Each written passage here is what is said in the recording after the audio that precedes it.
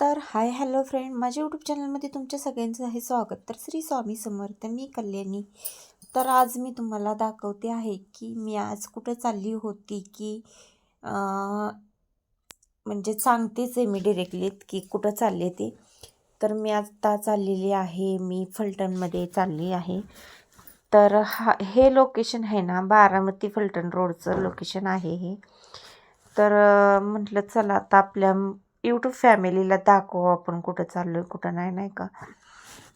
आणि गाडीतून व्यवस्थित नव्हता येत बरं का व्हिडिओ घेता मला, पण तसाच घेतला मी. तर म्हटलं चला आता आपल्या यूट्यूब फॅमिलीला दाखवू आपण चाललोय कुठं. जे की माझी मावशी आजारी होती म्हणूनसाठी मावशीला भेटायलासाठी मी चालले होते. आणि जाता जाताच हे रस्त्यामध्ये नाही का, सांगवीच्या तिथं जवळ आसपासच रस्त्याचं काम चालू होतं. सांगवीच्या तिथं नाही आहे, सॉरी, जे की बारामतीतून निघलो आपण तिथंच हे रस्त्याचं काम चालू होतं. बारामतीपासून नाही का फलटण रोडला लागायचं म्हटल्यानंतर तर तिथं रस्त्याचं काम चालू होतं. तर म्हटलं चला दाखवूया आपण रस्त्याने, कमीत कमी दाखवू कुठं चाललोय काय काय काय नाही ते. तर म्हणलं चला आता जवळपास आल्याच्या नंतर व्हिडिओ काढावा. तर हा आहे फलटणचा कॅनल. तर तुम्हाला म्हणजे बऱ्याचशा लोकांना माहितीच असणार आहे, हा फलटणचा कॅनल आहे ते. तर म्हणलं चला दाखवून घेऊया. तर कॅनलच्या अलीकडं आम्ही आलो होतो आणि त्याच्यानंतर म्हणलं चला तुम्हाला दाखवा. तर माझा व्हिडिओ बघणारे जर कोणी असेल ह्या भागातलं तर तुम्हाला नक्कीच लोकेशन बघून लक्षात येईलच, पण तरी पण मी दाखवते तुम्हाला. आणि फलटणमध्ये गेल्याच्या नंतर नाही का, आतमध्ये फलटण रस्त्याने आम्ही इकडून कॅनलवरून आल्याच्या नंतर आहे ना, तर इकडं असंच मोकळं पटांगण होतं. आणि पुढं गेल्याच्या नंतर नाही का गाव चालू होतं आहे म्हणजे थोडक्यात. तर तुम्हाला मी दाखवते, तर पुढं कंटिन्यू करा माझा व्हिडिओ. तर तुम्ही बघा आता.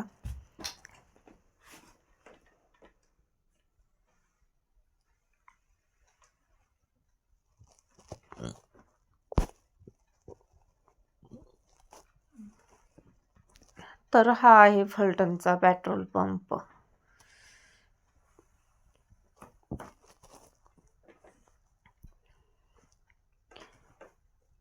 तर ह्या भागात कुणी तर असेल व्हिडिओ बघणाऱ्यापैकी तर त्यांना हे लोकेशन नक्कीच ओळखीचं असणार.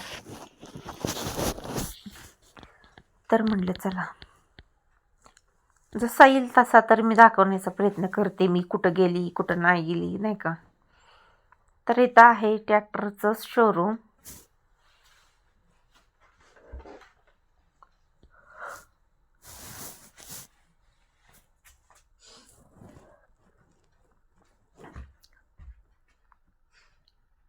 तर हे बघा आता आम्ही चाललेलो आहे पुढं, आणि आम्हाला जायचं होतं शिंगणापूर रोडला.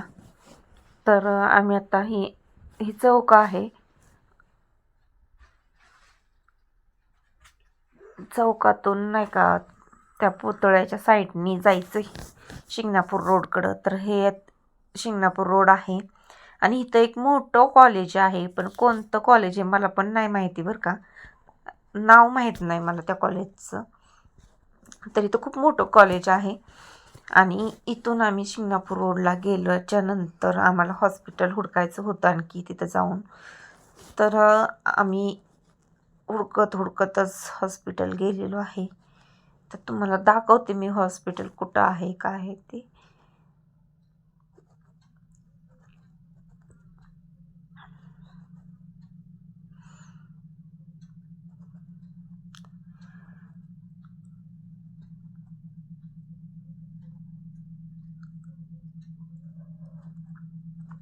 इथून थोड्याशा अंतरावरच हॉस्पिटल आहे.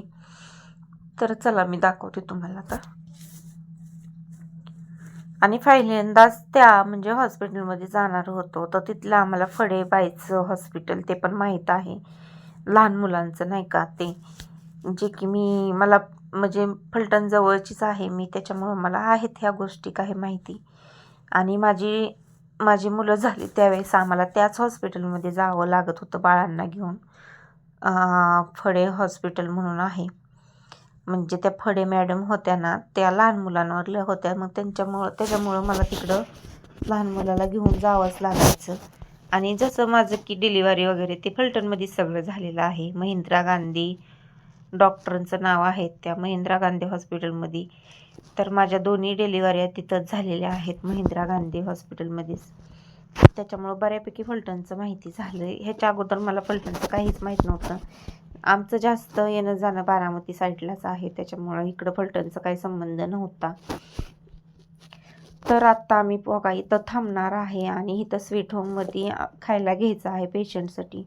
आणि हे सिद्धीश्वर नाही का हॉस्पिटल आहे, पाटी बघा दिसते पुढं, तर तो बांध दिलाय त्या दिशेने जायचं आहे आम्हाला. तर बराच वेळ इथं थांबलो आम्ही गाडीपाशी आणि नंतर चालतच निघालो. म्हटलं चला हे घेतात खायला, तोपर्यंत आपण जाऊ हॉस्पिटलमध्ये. तर माझ्यासोबत माझी भाऊजाई पण होती. आम्ही दोघीजणी मिळून गेलो चालत तिथपर्यंत. थोडंसं जवळ होतं त्याच्यामुळं चालत गेल्याच्या नंतर हे बघा इथं पाटी आहे सिद्धेश्वर म्हणून हॉस्पिटल, सिद्धेश्वर हॉस्पिटल म्हणून साठी आहे इथं पाटी. आणि पाटी तिथं आल्याच्या नंतर मी तुम्हाला हॉस्पिटल दाखवते कसं आहे काय ती. आणि आतमध्ये गेल्याच्या नंतर मी काय ब्लॉग घेणार नाही आहे, का तर पेशंट ही असतात त्याच्यामुळं कसं नाही का आपल्यामुळं दुसऱ्याला डिस्टर्ब नको ह्याच्यामुळं. आणि आम्ही भेटलो तर तुम्हाला मी ते दाखवलंच नाही आहे. आणि त्याच्यानंतर आम्ही रिटर्न चाललो होतो. तर हे रिटर्न जातानाचं परत मी शूट घेतलेलं आहे. तर हे बघू शकता तुम्ही. तर तुम्हाला दाखवते मी आता. ही कोणतं आहे, हे फलटण त्या रोडलाच आहे, म्हणजे शिंगणापूर रोडचंच आहे हे. मगाशी एक साईडचं दाखवलं, आता दुसऱ्या साईडचं दाखवते मी तुम्हाला. आणि तसंच आता आम्ही निघणार आहे कारखान्याच्या खाल्लाकडून नाही का, म्हणजे की कारखान्याच्या पलीकडे नाही का तो कॅनल आहे, ते कॅनल लागतो आणि कॅनलवरून पुढं जायचं. चला मी तुम्हाला दाखवते आता.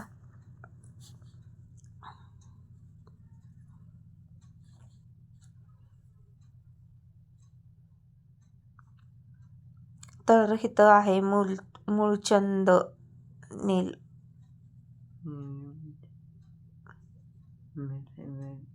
मिल.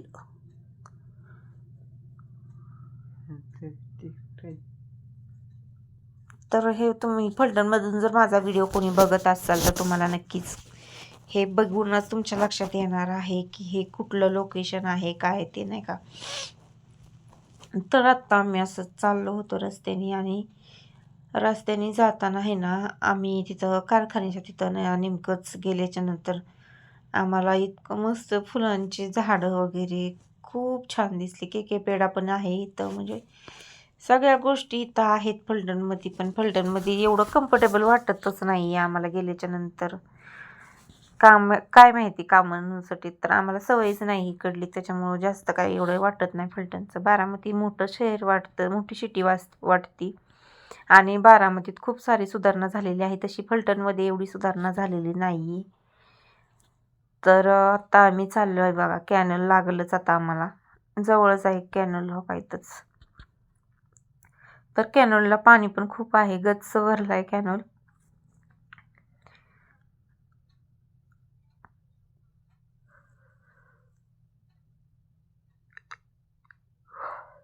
तर इकडं एवढे असं गाळं वगैरे लागलेलं आहेत. आणि गाळं लागल्याच्या नंतर तुम्हाला सांगते इथं कारखान्याचं, तुम्हाला ते वरचं हे दिसतच असेल तेव्हा कारखाना श्रीराम कारखाना आहे हा फलटणचा.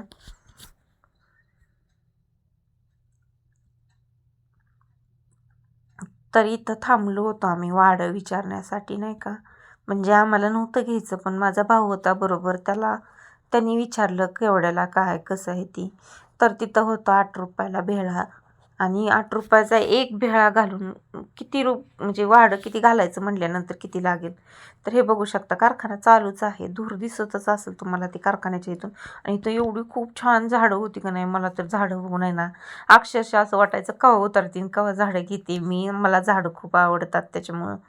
आणि त्यात झाडं नुसती फुलांची जर असतील ना तर खूपच आवडतात मला झाडं. म्हणजे पहिल्यापासूनच मला झाडांची आवड आहे, त्याच्यामुळे मी वेगळ्या प्रकारचे झाडं लावत असते. तर हे बघू शकता किती नर्सऱ्या म्हणजे रस्त्याच्या कडेला आहेत. आणि इथं आहे इथं कोणतं मंदिर आहे ही मला नाही माहिती बरं का, पण आहे मंदिर इथं कोणतं तरी. माहीत नाही म्हणल्यानंतर आपण सांगितलं पण नाही पाहिजे, पण कसं आहे माहिती का, डॉलर माझ्यासमोर मग मी ती शूट केलेलं आहे. तर चाललो आहे आता मी परत रिटर्न बारामतीला. तर बारामतीत ह्या दोघांना सोडायचं आहे आणि तिथून पुढं मला भिगवणला जायचं आहे.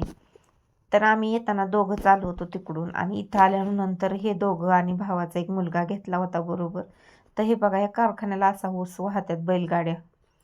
ऊस किती भरला आहे, त्या बैलांचा जीव किती आहे, पण ते तरी पण वळतात आणि त्याच्यावरती वाढ वगैरे. आणि आम्ही एक ठिकाणी माळेगावमध्ये भेळ खाण्यासाठी गेलो होतो.